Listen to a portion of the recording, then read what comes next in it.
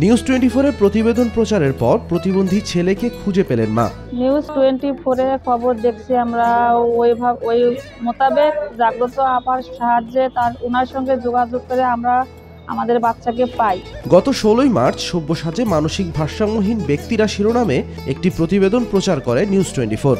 পরে সেই প্রতিবেদন সামাজিক যোগাযোগ মাধ্যমে ভাইরাল হয়।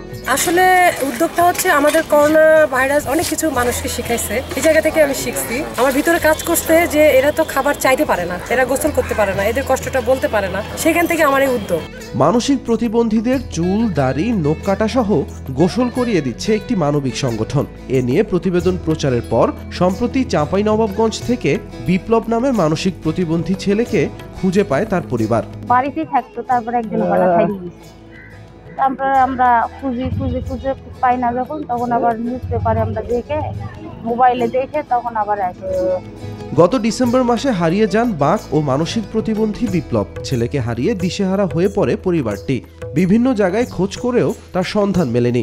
পরে নিউজ 24 এর প্রতিবেদনে বিপ্লবকে দেখে চিনতে পারেন পরিবারের সদস্যরা। নিউজ 24 এর নিউজটা পাবলিক হওয়ার পরেই আমরা তার ফ্যামিলিকে পাই। এর পক্ষে থেকে বলতে চাই নিউজ 24 কে অনেক ধন্যবাদ।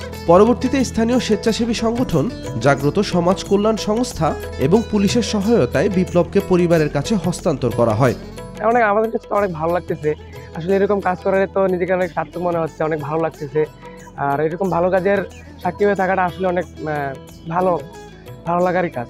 পাগলকে পরিষ্কার পরিচ্ছন্ন, তারপরে তাদেরকে চুল কাটা, দাড়ি কাটা কেটে দেন, এমনকি তাদেরকে তাদের পরিবারের নিকট, পাগলদেরকে পরিবারের নিকট পৌঁছে দেওয়ার ব্যবস্থা করেন।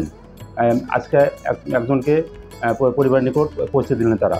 ছেলেকে পেয়ে খুশি বিপ্লবের পরিবার। তবে ছেলের চিকিৎসা করানোর মতো অবস্থা না থাকায় সরকারের সহযোগিতা চেয়েছেন তারা। বর্তমানে ওনার সংসারের পরিস্থিতি খুব খারাপ। দুই ছেলে মেয়ে প্রতিবন্ধী, ওনার পাশে দাঁড়ানোর মতো কেউ নাই।